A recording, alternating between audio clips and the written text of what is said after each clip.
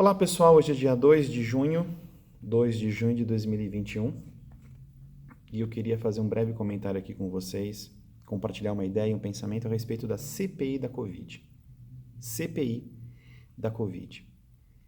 Depois dos últimos acontecimentos na CPI, especialmente relacionados à doutora Nise e também a doutora Mayra e outros que vimos, eu acho que talvez CPI pudesse ser adjetivada de uma outra maneira. Canalice, patifaria e ignorância. Canalice, patifaria e ignorância. Talvez sejam essas as palavras ou adjetivações que se enquadrem melhor a essa sigla CPI na atual conjuntura que a gente está vivendo no Brasil. A Câmara Alta mostrou para a gente e tem mostrado para a gente todos os dias que possuem membros de baixíssima qualidade ética, moral e intelectual. Não adianta ser Câmara Alta, não adianta ser o Senado da República se seus membros possuem baixíssima qualidade ética, moral e intelectual. É triste a gente ver isso, muito triste.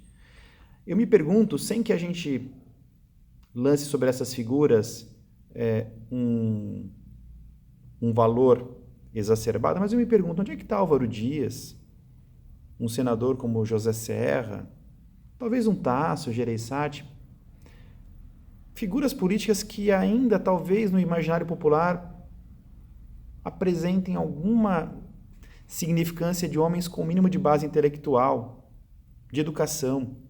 Onde é que estão esses senadores da República? Por que essa CPI foi entregue às hienas, às raposas apenas? A gente sabe que não havia nenhuma expectativa positiva em relação a ela. Qualquer pessoa minimamente conhecedora dos fatos políticos, que acompanha minimamente o que se passa no Brasil, sabia que essa CPI, dela não havia uma grande expectativa, mas mesmo assim é assombroso de descobrir quão baixo é o nível dos políticos brasileiros.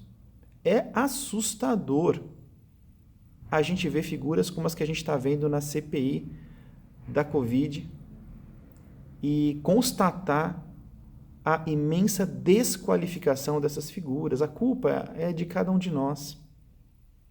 Eles estão lá porque nós os colocamos lá.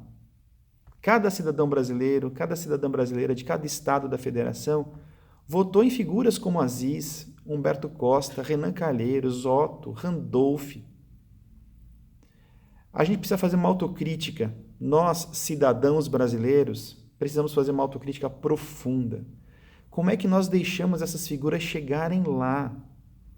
Por que esses fantasmas da velha política, dessa política carcomida, continuam entre nós?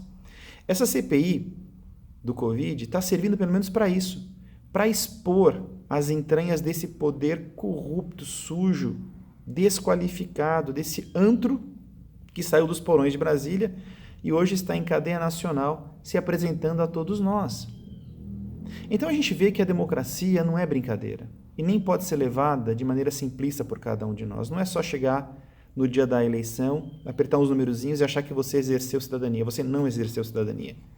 Para você exercer cidadania, você tem que ser participante, pesquisar a fundo. A democracia exige trabalho, esforço.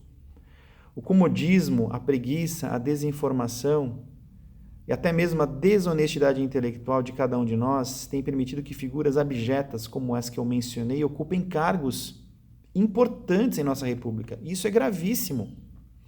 A CPI, como está, como se iniciou, como está sendo levada, é uma vergonha. É uma vergonha para o povo brasileiro.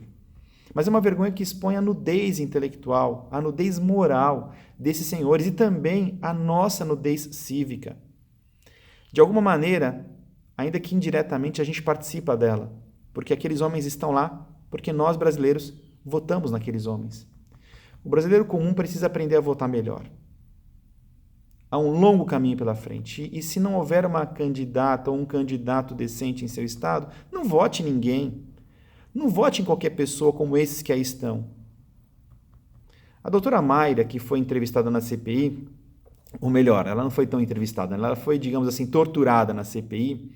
Ela deu uma entrevista depois ao programa Pingos nos Is da Jovem Pan, que inclusive bateu recorde de audiência, foi impressionante a audiência, ela disse até que cogita concorrer ao Senado, depois do que vivenciou naquela CPI.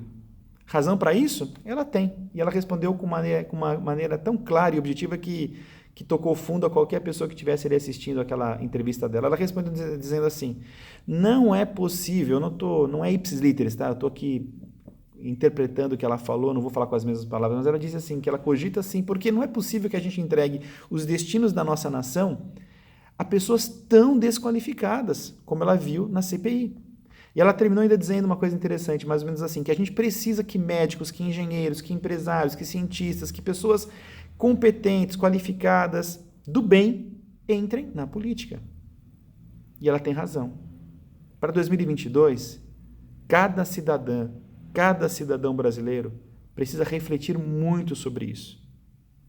A mudança para o bem da nação, a mudança para esse Brasil se tornar melhor, ela é árdua, ela exige trabalho e ela passa pela mudança do Congresso, pela escolha melhor dos deputados e dos senadores do Brasil. É isso aí, pessoal. Vamos refletir sobre isso e essa CPI, ao menos, está nos alertando sobre isso. Um abraço a todos.